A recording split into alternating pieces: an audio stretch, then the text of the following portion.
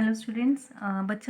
कुछ बच्चों को डाउट रह गया था टॉपिक में, तो मैं उसको क्लैरिफाई कर रही हूँ थोड़ा सा, जो हमने आज क्लास में किया है और जो आपका रूट के रिगार्डिंग डाउट है।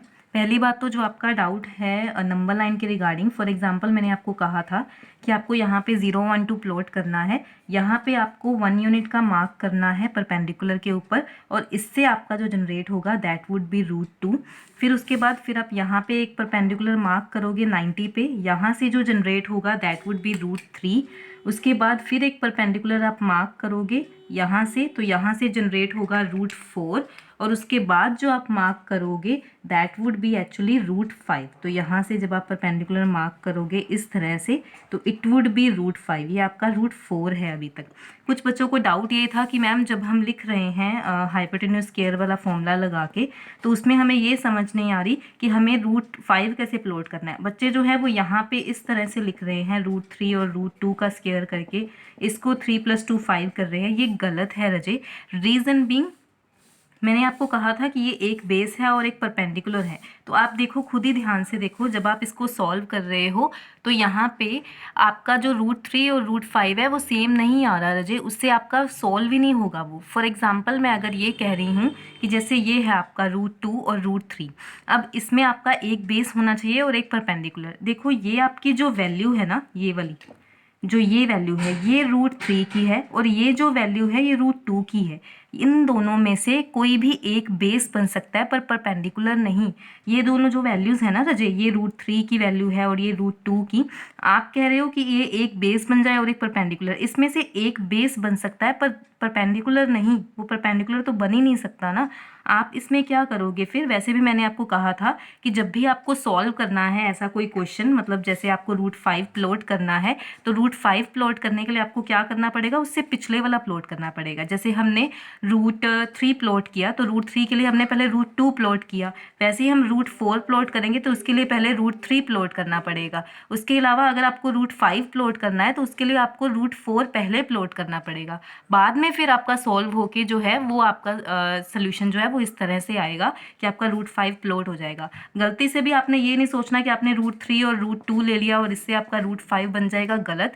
मैंने पहले ही कहा था, वीडियो में भी समझाया है कि बेस आपका जो मर्जी रह सकता है, वो √2 रह सकता है, वो √3 रह सकता है, वो √4 रह सकता है, परपेंडिकुलर आपका 1 यूनिट ही होगा। ये मैथमेटिकली जब बनाई गई हैं चीज़ें तब ये कहा गया था, तो आप इसको इस तरह से नहीं कर सकते। तो आपको √5 प्लॉट करने के लिए क्या करना है, पहले आपको √4 प्लॉट करना है, उसके बाद √5 प्लॉट होगा। ठीक है, इज इट क्लियर? एक और टॉपिक हमने आज किया था, उसमें कुछ बच्चों को डाउट रह गया तो वो मैं क्लियर कर देती हूँ, रैशनलाइज वाला। उसमें रजे क्या था कि जैसे आपके पास कोई भी नंबर है, कुछ भी आपको कहा जाए, जैसे √3 कहा जाए, वो कहेंगे कि इसको आप रैशनलाइज करो। बाय रैशनलाइज आई मीन कि ये भी इरेशनल फॉर्म में, ये रूट फॉर्म में है तो इसलिए इरेशनल है, ये क्यू बार की फॉर्म में है, हमें इसको रैशनल फॉर्म में करना है, यानी कि आपको इसको क्यू में लिखना है। तो इसको रैशनल फॉर्म में करने के लिए आप इसको √3 से मल्टीप्लाई और √3 से डिवाइड करोगे। दोनों को सेम नंबर से ही डिवाइड करना है, क्योंकि अगर ये कैंसिल भी हो जाएगा तो आपका जो फाइनल स्टेटमेंट थी वो चेंज नहीं हो रही। ये एक दूसरे से कैंसिल भी हो जाएगा तब भी आपकी स्टेटमेंट तो वही रह रही है ना, उसमें कोई फ़र्क नहीं पड़ रहा। आपने कुछ भी अपनी तरफ से नहीं किया, आपने जो मल्टीप्लाई किया उसी से डिवाइड कर दिया, तो बैलेंस हुई इक्वेशन हमारी, बैलेंस रही, स्टेटमेंट बैलेंस रही, उसमें कुछ चेंज नहीं आया। तो आपने अपनी तरफ से इसको मल्टीप्लाई और डिवाइड कर देना है। जब आप रजे इसको सॉल्व करोगे ना तो ऊपर बनेगा √3 और नीचे जो है वो 3 रह जाएगा, क्योंकि आपको पता है जब आप सेम रैशनल इरेशनल नंबर्स को मल्टीप्लाई करते हो तो उसका आंसर क्या हो जाता है, रूट और रूट जो है वो कैंसिल, हम इसको कैंसिल नहीं बोलते बच्चा। एक और बात है जो जिसमें डाउट था बच्चों को, हम इसको ये नहीं बोलते कि रूट और रूट कैंसिल हो गया, हम ये कहते हैं कि ये वाला रूट जो था इसकी पावर भी 1/2 थी, इसकी पावर भी 1/2 थी, ये पावर कंबाइन हो गई, जिस वजह से कई बच्चे ये कह देते हैं, कई बार हम देख लेते हैं कि वो कहते हैं कि रूट और रूट कैंसिल हो गया। एक्चुअली ये कैंसिल नहीं होता, ये कंबाइन हो जाता है और 3 आंसर आ जाता है। तो अगर किसी को इसमें भी डाउट है तो वो भी क्लियर हो जाना चाहिए। उसके अलावा हमारे पास ये था कि सपोज़ आपके पास स्टेटमेंट कुछ इस तरह से आ जाए, √3 + 1 ऐसी कोई स्टेटमेंट हो, तो आपको इसको सॉल्व करना है। तो आप कैसे करोगे, सिंपली आपने क्या करना है, मैंने ये कहा था कि ये वाली जो 2 टर्म्स है ना, जैसे ये दोनों टर्म्स हैं, इनके बीच में जो साइन है आप उसको चेंज करोगे। अगर यहाँ पे कोई साइन लगा आप उसको चेंज नहीं कर सकते, क्योंकि ये वाली जो टर्म होती है ना, जो यहाँ पे हम मल्टीप्लाई करते हैं, इसको बोलते हैं रैशनलाइजिंग फैक्टर। रैशनलाइजिंग फैक्टर का मतलब कि जो भी आपका डिनोमिनेटर में लिखा गया है आप उसके ऑपोजिट कुछ लिख रहे हो। ऑपोजिट लिखने का मतलब आप साइन चेंज कर रहे हो। तो याद रखना साइन वही चेंज होगा जो दोनों स्टेटमेंट्स के बीच में हो। आपके सिलेबस में 3 टर्म्स वाला नहीं है, 2 टर्म्स वाला ही है। तो जैसे यहाँ पे ये है तो इसके अंदर वाला जो ये साइन है ना ये चेंज होगा, जो दोनों टर्म्स के बीच में है।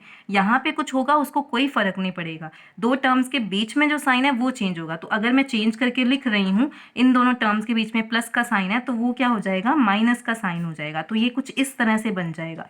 जो ऊपर लिखा है वही आपने नीचे लिखना है, क्योंकि हमने सेम टर्म से मल्टीप्लाई डिवाइड करना है। तो ये आपका हो गया। इसमें हमने क्या किया, हमने इसको √3 माइनस √2 और √3 माइनस √2 से मल्टीप्लाई और डिवाइड कर दिया। ऊपर तो आपका सेम स्टेटमेंट रह जाएगा और नीचे मैंने क्या कहा, आपका नीचे जो है वो आ जाएगा, यहाँ पे 1 है, सॉरी ये आपका 1 ही है। तो आपका ये बन जाएगा कुछ इस तरह से, इसको दोबारा लिख लेते हैं। तो ये बन जाएगा √3 minus 1 divide by √3 plus 1 into √3 minus 1। मैंने स्टेटमेंट ये लिखी थी कि आपके पास इस तरह से कोई स्टेटमेंट है √3 प्लस 1, इसको किससे आप मल्टीप्लाई करोगे, √3 माइनस 1 से, √3 माइनस 1 से। ऊपर वाली टर्म जो है वो वैसे ही रह जाएगी और नीचे वाली टर्म में आप डायरेक्ट मल्टीप्लाई भी कर सकते हो और a plus B a minus B का फॉर्मूला भी लगा सकते हो।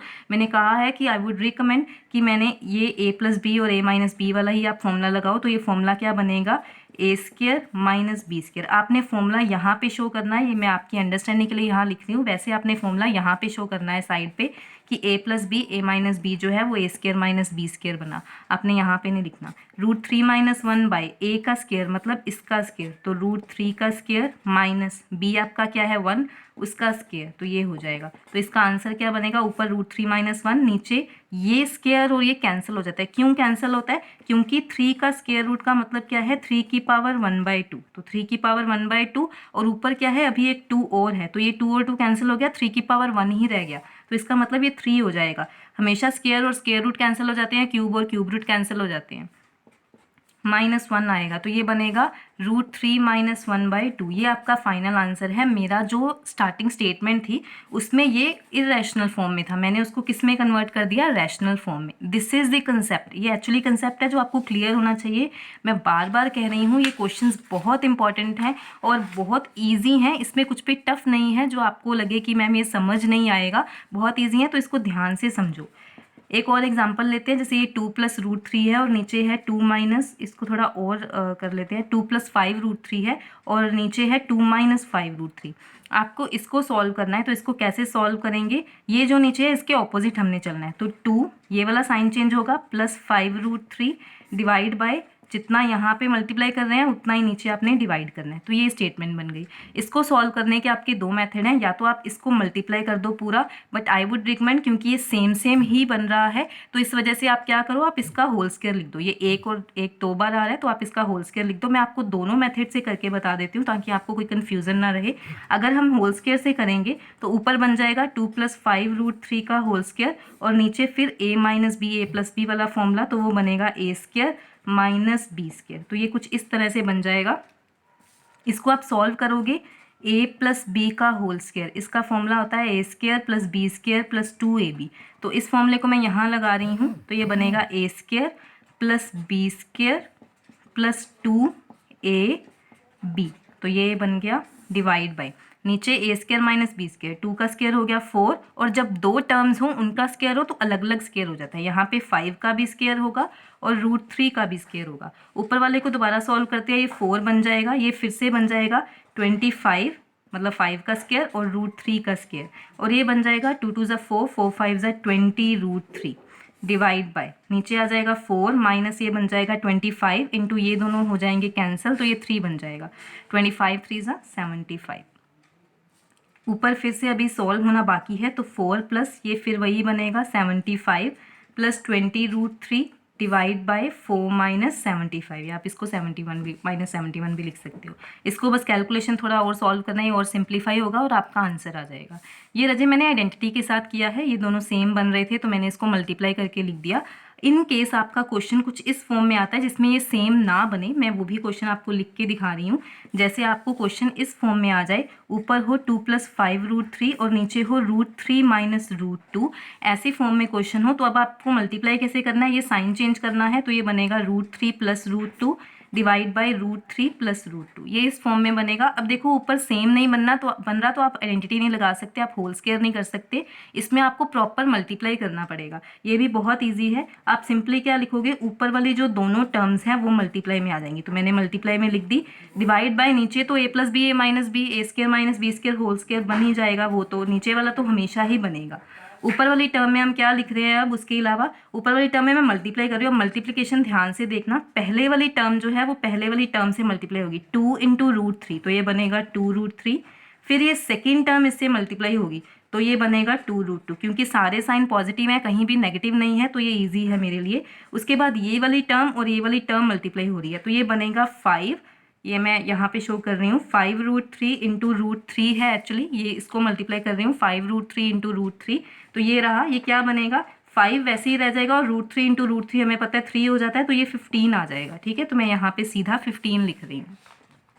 उसके बाद लास्ट टर्म हमारी बची 5√3 और √2, तो मैं यहाँ पे सॉल्व करती हूँ 5√3 इंटू √2, तो ये बनेगा 5√6, तो मैं यहाँ पे लिख रही हूँ 5√6 डिवाइड बाय √3 का स्क्वायर कैंसिल हो जाएगा, ये 3 बच जाएगा, ये 2 बच जाएगा, नीचे तो 1 ही आ जाएगा, और ऊपर वाली ये जो स्टेटमेंट है ये रह जाएगी, क्योंकि यहाँ पे आप ध्यान से देखो अगर, तो ये सॉल्व नहीं हो सकता। अगर हम इसको ध्यान से देखें तो ये बिल्कुल भी सॉल्व नहीं हो सकता, इसमें टर्म सॉल्व होने वाली बची ही नहीं है, क्योंकि अगर आप देखो तो ये जो है ये √3 बन रहा है, ये √2 बन रहा है, ये 15 और √6, यहाँ पे कोई भी टर्म एक दूसरे से मैच नहीं हो रही, सभी अलग अलग हैं, तो ये जो है ये आगे फर्दर सॉल्व नहीं हो सकते, ये वैसे ही रह जाएंगे, और यही आपका आंसर है। नीचे 1 बच जाएगा बस, बाकी ये वैसे ही रहेगा। आई होप इसमें आपको अभी कोई डाउट नहीं होना चाहिए। मैं बार बार कह रही हूँ ये टॉपिक इंपॉर्टेंट है, आपको समझ आना चाहिए।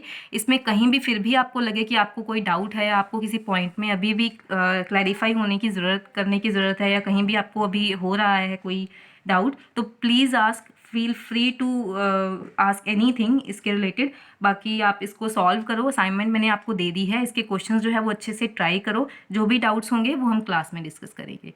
Thank you so much.